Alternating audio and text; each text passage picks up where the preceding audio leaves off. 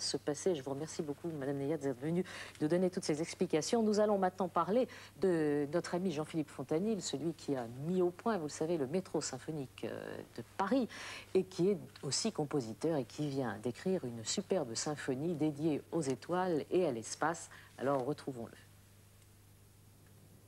Jean-Philippe Fontanille a 29 ans. Ancien comptable et originaire de Civray, une petite commune de la Vienne, Jean-Philippe est un dingue de musique. Il a touché à tout. Après avoir créé plusieurs groupes de rock à Poitiers, sa nouvelle ville d'adoption, un orchestre symphonique constitué uniquement de musiciens faisant la manche dans le métro symphonique de Paris, le jeune homme qui ne manque pas d'idées vient de créer l'European Space Symphony. En français, un hymne pour l'Agence spatiale européenne. Une œuvre symphonique pour chœurs et orchestres de 13 minutes, enregistrée dans un studio nantais. Le compact disque vient de sortir, il a d'ailleurs été entièrement cofinancé par l'Agence spatiale et le Conseil régional Poitou-Charentes. Pour Jean-Philippe, c'est un véritable décollage, direction le monde des étoiles, un rêve qui devient enfin réalité. J'ai toujours été passionné par l'astronautique depuis que je suis tout petit. Et un événement comme le premier pas sur la Lune, par exemple, m'a profondément marqué jusqu'à maintenant d'ailleurs. Et depuis ce jour-là, je suis de très près l'actualité scientifique et en particulier tout ce qui a trait à l'astronautique.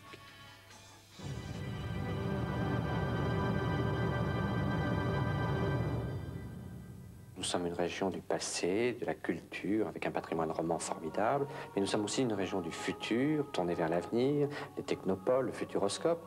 Et donc on cherche toujours à faire cet équilibre entre culture et futur. Pour réaliser son œuvre, Jean-Philippe, qui n'a jamais suivi de leçons de solfège, a travaillé à l'aide d'échantillonneurs de sons. Avec cet appareil, il peut reproduire les sons d'une centaine d'instruments et même d'un ensemble vocal.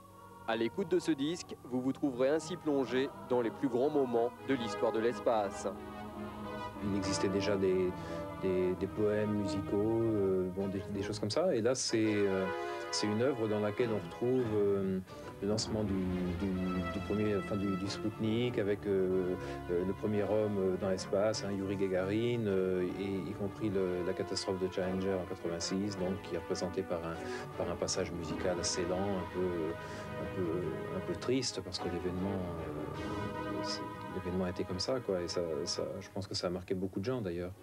Aujourd'hui, Jean-Philippe Fontanille est un homme comblé. Pour la première fois de sa vie, il a pris l'avion le mois dernier, destination Cap Canaveral. Invité par l'agence spatiale, il a ainsi pu assister au lancement de la navette américaine. Quant à son European Space Symphony, elle sera présentée en juillet prochain au Monde Scientifique lors de l'inauguration en Hollande d'un nouveau centre d'exposition de l'agence. À ce moment-là, on pourra considérer comme officielle la mise en orbite de l'œuvre de Jean-Philippe Fontanille. La date de retour sur Terre n'a pas encore été révélée.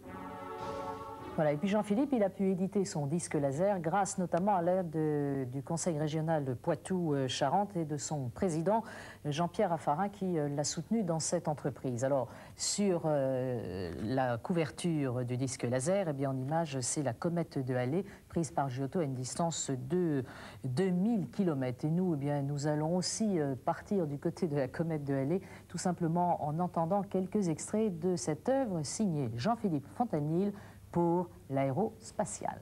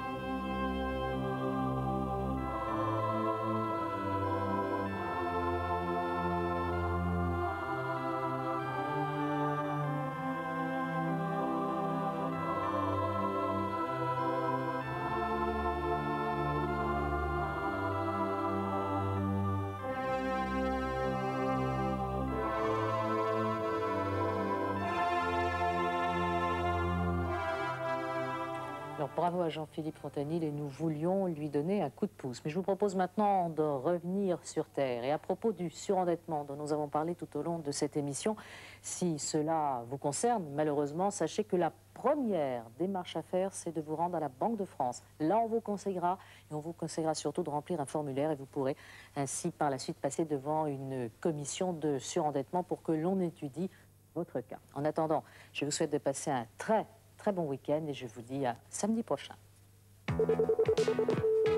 Allô, Marie-Laure? Allô?